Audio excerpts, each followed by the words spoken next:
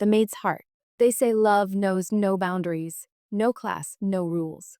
But what happens when a mother's ambition collides with a son's heart? When the woman who scrubs your floors becomes the one who captures your soul? This is the story of Michael Harrison, a young man caught between duty and desire, between his mother's dreams and his own truth. A story of forbidden love, shattered expectations, and the price we pay when we dare to choose our own path. T.H.E. Harrison Mansion. The Harrison estate stood like a monument to success on Riverside Drive, its white columns gleaming in the morning sun.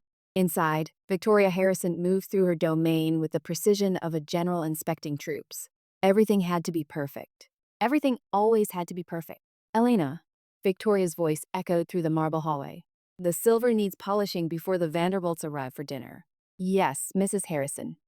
Elena Martinez appeared from the kitchen, her dark eyes lowered respectfully. At 23, she moved with a quiet grace that seemed almost out of place in her simple gray uniform.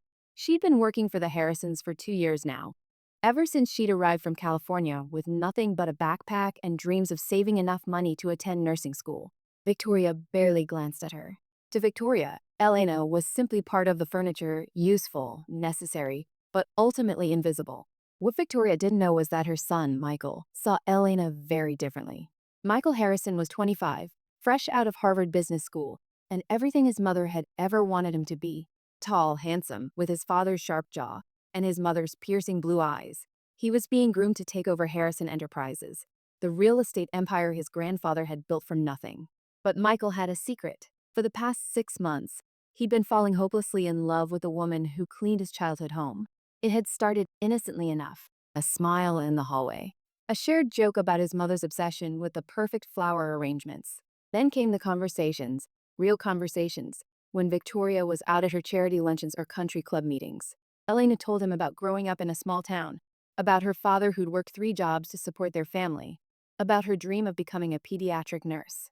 Michael told her about the pressure of living up to the Harrison name, about feeling like a chess piece in his mother's grand game, about wanting something more than board meetings and business deals. They talked about books and music and dreams. They laughed together in the kitchen over cups of coffee Elena wasn't technically supposed to share with him.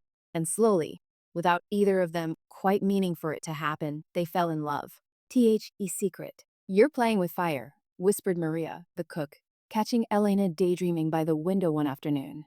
Maria had worked for the Harrisons for 15 years and had seen everything. Mrs. Harrison would destroy you if she knew. Knew what? Elena tried to sound innocent, but her blush gave her away. Don't play games with me, Mija. I see how you look at him, how he looks at you. Maria's weathered face softened. I'm not judging, but that woman upstairs, she has plans for her son, and those plans don't include the help. Elena knew Maria was right. She'd overheard enough of Victoria's phone calls to know that Michael was being set up with Amanda Westbrook, daughter of the Westbrook banking family. It was all arranged, the introductions, the accidental meetings at social events, the pressure from both families. I never meant for this to happen, Elena said quietly. I should quit. I should leave before. Before what? Michael's voice made them both jump. He stood in the kitchen doorway, still in his suit from the office, his tie loosened. Before I tell you that I'm in love with you? Maria muttered something in Spanish and quickly excused herself, leaving them alone. Michael, you can't. Can't what? Can't love you? He crossed the kitchen, taking her hands in his. I've tried not to, Elena. God knows I've tried. But every morning I wake up hoping I'll see you. Every dinner with my mother's society friends feels like torture because all I can think about is coming home and talking to you. Your mother. My mother doesn't control my heart. His jaw set with determination. I know this is complicated. I know there'll be consequences. But I'm tired of living my life according to someone else's plan. Elena looked into his eyes and saw her own feelings reflected back at her. I'm scared, she whispered. So am I, he admitted. But I'm more scared of losing you. That night, they made a decision. They would keep their relationship secret for now, just until Michael could figure out how to approach his mother. It wasn't ideal, but it gave them time. For 3 months, they stole moments together. Michael would drive to the small apartment Elena shared with 2 other girls, bringing takeout and staying until midnight, talking and laughing and planning a future that seemed impossible but beautiful. Elena would text him during the day, little messages that made him smile during tedious board meetings. They were happy in their bubble, even though they both knew it couldn't last. Teach discovery. It was a Tuesday afternoon in October when everything fell apart. Victoria had left for what was supposed to be a week-long trip to their Cape Cod house. Michael, thinking he had the place to himself, had invited Elena to stay after her shift was done. They were in the study, her head on his shoulder as they watched a movie, when they heard the front door slam. Michael Harrison. Victoria's voice cut through the house like a blade. She stood in the doorway of the study, her face white with fury. She'd returned early from her trip, having forgotten some documents, and what she'd found was her worst nightmare. Her son. With the maid. Mother, I can explain. Explain? Victoria's laugh was sharp and cold. Explain what? That you've been carrying on with the help. In my house. Elena stood quickly, smoothing her clothes. Mrs. Harrison, please. You. Victoria turned on her with vicious precision. Don't you dare speak to me. Don't you dare act like you have any right to address me. You came into my home, and you seduced my son. That's not what happened. Michael stepped between them. Mother, Elena didn't seduce anyone. We fell in love. Love? Victoria spat the word like poison. You're a Harrison. You don't fall in love with the hired help. This is infatuation, or rebellion, or whatever nonsense you want to call it. But it is not love. You don't get to tell me what I feel. I am your mother, and I will not stand by and watch you throw away everything this family has built for some gold digger who probably can't even afford. Stop. Michael's voice was steel. Don't you dare talk about her like that. Elena is worth 10 of the society women you keep throwing at me. She's kind. She's smart. She's worked harder than any of them have ever had to work. Get out. Victoria turned to Elena. Pack your things and get out of my house. You're fired. And if you ever contact my son again, I'll make sure you never work in this city again. I have connections everywhere, Miss Martinez. I can make your life very difficult. Mother, you can't. I can, and I will. Victoria's eyes were ice. Elena leaves now, or I cut you off completely. No trust fund, no position at the company, nothing. And I'll still ruin her anyway. Elena felt tears burning in her eyes, but she refused to let them fall in front of Victoria Harrison. It's okay, she said quietly to Michael. I'll go. No. Michael. She touched his arm gently. It's okay. I'll be fine. She walked out with her head high, even as her heart shattered into pieces. Teach war. What followed was 3 months of misery. Victoria launched a campaign to separate them that was nothing short of psychological warfare. She had Elena blacklisted from every domestic service agency in the city. She increased the pressure on Michael to date Amanda Westbrook, arranging dinners and events he couldn't escape without causing a scene. But Michael fought back. He refused to stop seeing Elena, meeting her in secret, at coffee shops in neighborhoods his mother would never visit, at her apartment, anywhere they could steal a few hours together. He started looking for work outside his mother's company, applying to firms where the Harrison name would help him get in the door but wouldn't give Victoria control. You're ruining your life, Victoria told him one night over a tense dinner. For what? For a girl who's after your money? She's never asked me for a penny, Michael said quietly. She's working 2 jobs now to make ends meet because you destroyed her reputation. And she still won't let me help her financially because she's too proud. Pride doesn't pay rent. No, but character means something. Something you apparently can't understand. Victoria's expression hardened. Fine. You want to throw your life away? Go ahead. But don't expect me to welcome that girl into this family. She will never be good enough. Then maybe this family isn't good enough for me. The words hung in the air between them like a death sentence. The choice. It came to a head on Christmas Eve. Victoria had organized a massive party, inviting everyone who mattered in their social circle. She'd made it clear that Michael was expected to attend and to bring a date, specifically Amanda Westbrook. Michael stood in his childhood bedroom, adjusting his bow tie, when his phone buzzed. A text from Elena. I know tonight is hard. Just remember why you're doing this. I love you. He looked at himself in the mirror. 26 years old, wearing a tuxedo that cost more than Elena made in a month, about to go downstairs and play his part in his mother's charade. And suddenly, he was done. He walked downstairs, past the champagne and caviar, past the string quartet playing in the corner, straight to where his mother was holding court among her friends. Mother, I need to speak with you. Victoria's smile was tight. Later, darling. Our guests. Now. Something in his tone made her follow him into the library. What is this about? Amanda is waiting. I'm leaving, Michael said simply. I'm leaving the company. I'm leaving this house. And I'm leaving this life you've planned for me. Victoria's face went pale. Don't be ridiculous. I've accepted a position at Morrison Development. It's smaller. The pay is less. But it's mine. I start in January. Morrison? That's second rate. And I'm going to ask Elena to marry me. The silence that followed was deafening. You wouldn't dare, Victoria whispered. I love her mother. And I'm done choosing your approval over my own happiness. Michael's voice was steady, but his hands shook slightly. I'm sorry I'm not the son you wanted. I'm sorry I can't marry Amanda and run your company and live in this fishbowl. But I can't do it anymore. If you walk out that door, you're not my son. Michael felt the words like a physical blow, but he stood his ground. Then I guess I'm not your son. He walked out of the library, past the shocked guests who'd heard raised voices, out the front door of the Harrison mansion, and he didn't look back. Teach consequences. The fallout was immediate and brutal. Victoria made good on her threats, cutting Michael off completely. She told anyone who would listen that her son had suffered some kind of breakdown, that he'd been manipulated by an opportunistic fortune hunter, that it was a temporary madness that would pass. The society pages had a field day. Harrison heir abandons empire for maid read one particularly cruel headline. Michael's phone exploded with messages from old friends, some supportive, many confused, a few cutting ties completely. But Michael discovered something interesting. Without his mother's money and influence, he found out who his real friends were. His college roommate, David, offered him a place to stay.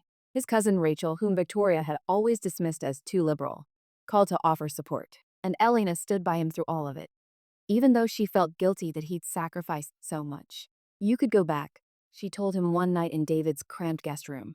Tell her you made a mistake. Get your life back. That wasn't my life, Michael said firmly. This is my life. You're my life. On Valentine's Day, 6 weeks after he'd left the mansion, Michael took Elena to the small Italian restaurant where they'd had their first real date. He was nervous, fumbling with a ring box in his pocket. A simple diamond solitaire, nothing like the massive rocks his mother's friends wore, but bought with his own money from his new job. Elena Martinez, he said, getting down on one knee right there between the tables while other diners looked on. I know this past year has been crazy. I know loving me has made your life harder. But I promise you, I will spend every day trying to make you happy. Will you marry me? She was crying and laughing at the same time. Yes. Yes, of course yes. The restaurant erupted in applause. Teach wedding. They planned a small wedding, just close friends and Elena's family, who'd driven up from California. Elena's father, a proud man with calloused hands and a warm smile, shook Michael's hand and said, You take care of my daughter. I will, sir. I promise. The wedding was nothing like the elaborate affairs Victoria had always planned for her son. It was in a small church in Brooklyn, with wildflowers instead of imported roses, a friend playing guitar instead of a full orchestra, homemade food instead of fancy catering. It was perfect. Michael stood at the altar, watching Elena walk down the aisle in a simple white dress, her father at her side, and thought he'd never seen anything more beautiful in his life. They exchanged vows they'd written themselves. I promise to choose you every day, no matter what comes, Michael said, his voice thick with emotion. I promise to build a life with you based on love, not expectations. I promise to stand by you, Elena said, tears streaming down her face. I promise to remind you of who you are when the world tries to tell you different. I promise to love you, not for what you can give me, but for who you are. There was one empty seat in the church, the one they'd left for Victoria, just in case. Michael had sent her an invitation, though he didn't really expect her to come. She didn't. Teach ENEW life. The first year of marriage was hard. Michael worked long hours at Morrison Development, proving himself without the Harrison name backing him up. Elena finished her nursing prerequisites and got accepted into an accelerated nursing program. They lived in a small one-bedroom apartment in Queens, nothing like the mansion Michael had grown up in, but it was theirs. Money was tight. There were nights when they ate pasta 3 days in a row. There were arguments about bills and stress and whether they'd made the right choice. There were moments when Michael would see his old life flash by, a former colleague in an expensive car, his mother's picture in the society pages, a reminder of everything he'd given up. But then Elena would come home from her shift at the hospital, exhausted but excited about a patient she'd helped. And Michael would remember why he'd chosen this life, or they'd spend Sunday mornings in bed, drinking cheap coffee and reading the newspaper. And he'd feel more content than he ever had in the mansion. They made friends with their neighbors, a 1009 of artists, teachers, young families just starting out. They learned to cook, experimented with recipes, failed spectacularly, and laughed about it. They built a life based on simple pleasures.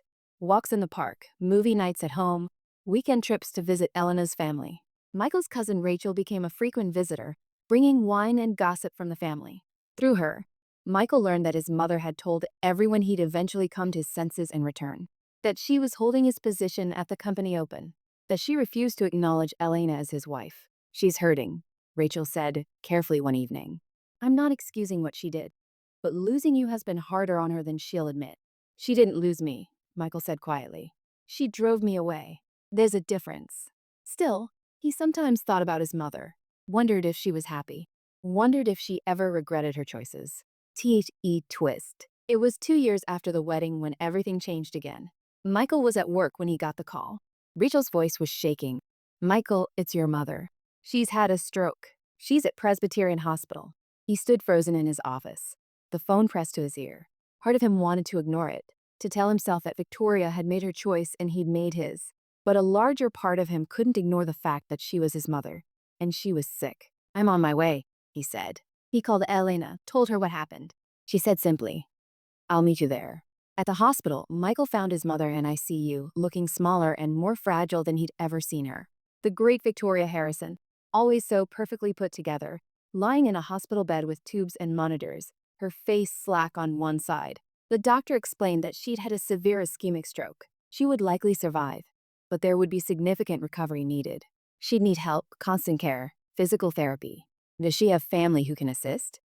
the doctor asked. Michael looked at his mother's still form.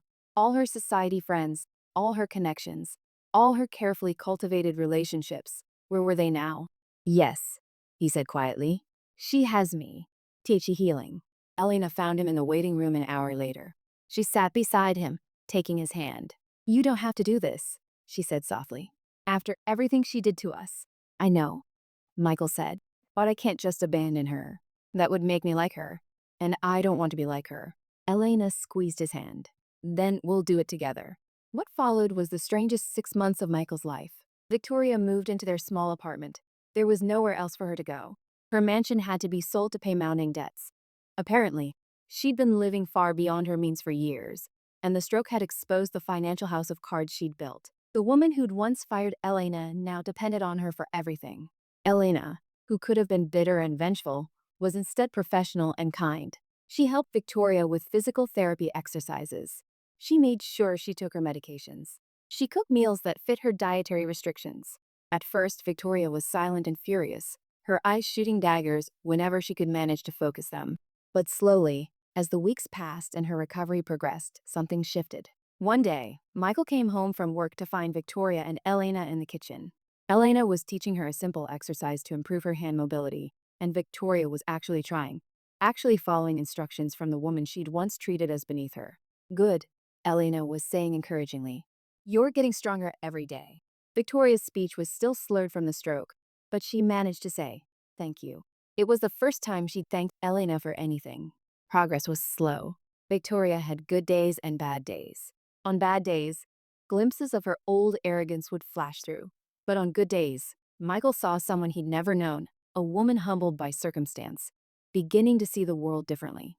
3 months into her recovery, Victoria had regained enough speech to have a real conversation. She called Michael into her room one evening. "I was wrong," she said, each word clearly an effort. "About Elena. About you. About everything." Michael felt tears sting his eyes. "Mother, let me finish." Victoria's good hand gripped the bedsheet. I thought I was protecting you. Thought I knew what was best. But I was really protecting myself, my image, my plans." She paused, breathing hard. "Elena is. She's good. She's kind. She's everything I should have been." "You're getting better," Michael said softly. "You can still." "Can still what? Become a better person?"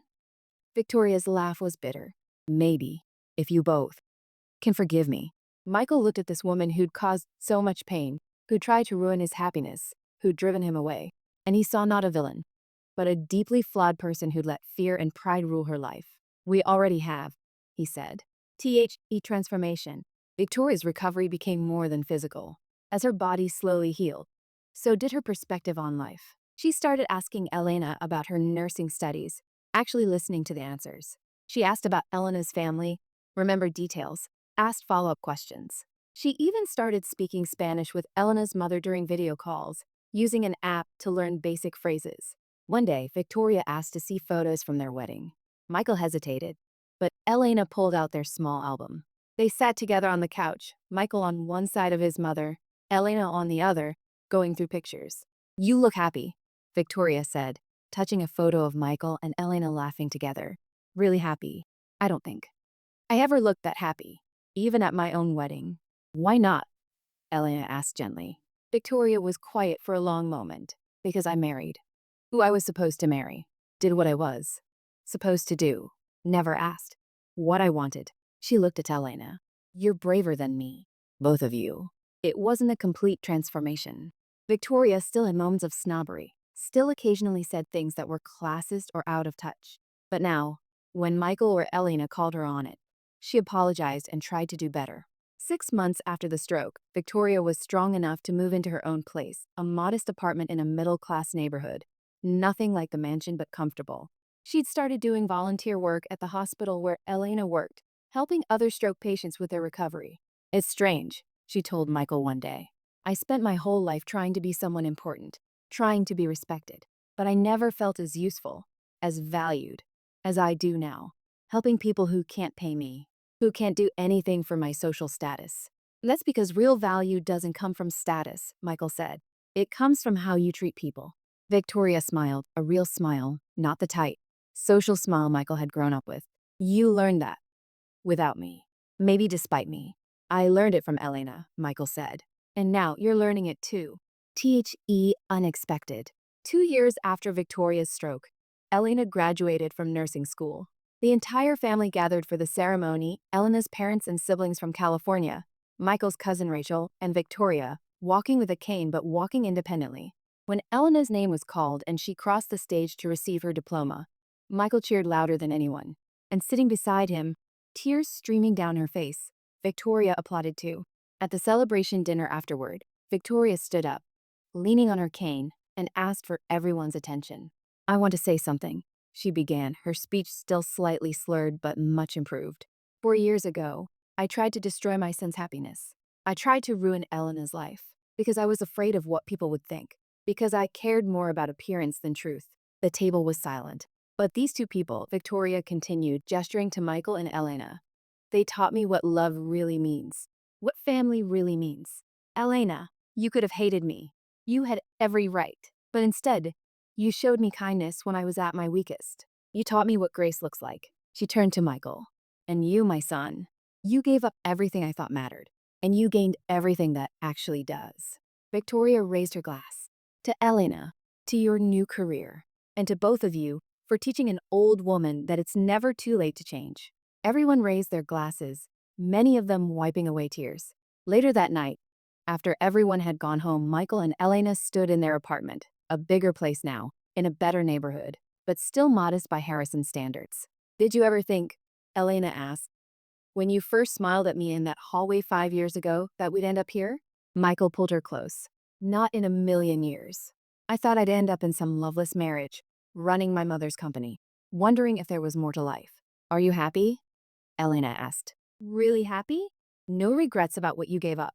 Michael looked around their apartment, at the framed photos of their wedding, at Elena's diploma waiting to be hung, at the life they'd built together. He thought about his job at Morrison Development, where he just made partner, about the relationships they'd built with friends who valued them for who they were, not what they had, about his mother, who'd become a real presence in their lives, imperfect but trying. "I didn't give up anything," he said. "I gained everything." Full circle. 5 years after they'd first fallen in love, Michael and Elena stood in a hospital room, but this time for a very different reason. Elena held their newborn daughter, a tiny perfect thing with dark hair and blue eyes. Michael sat beside her, unable to stop staring at this miracle they'd created. "She's beautiful," Victoria said from the doorway. She'd brought flowers, simple daisies, Elena's favorites, nothing ostentatious. "Would you like to hold her?" Elena asked. Victoria's eyes filled with tears. "May I?" Elena carefully transferred the baby into Victoria's arms. The older woman looked down at her granddaughter with an expression of pure wonder. "Hello, little one," Victoria whispered. "I'm your grandmother, and I promise you, I will be better for you than I was for your father. I promise to teach you that love matters more than status, that kindness matters more than image, that people are more important than things. She looked up at Michael and Elena. What's her name? Michael and Elena exchanged a glance. They discussed this moment, wondered how Victoria would react. Hope, Elena said softly. Her name is Hope Victoria Harrison. Victoria's tears spilled over. You named her after me? After everything. After the woman you've become, Michael said. Not the woman you were. It was a new beginning. Not perfect. They'd still have disagreements, still have moments of tension, still carry some scars from the past.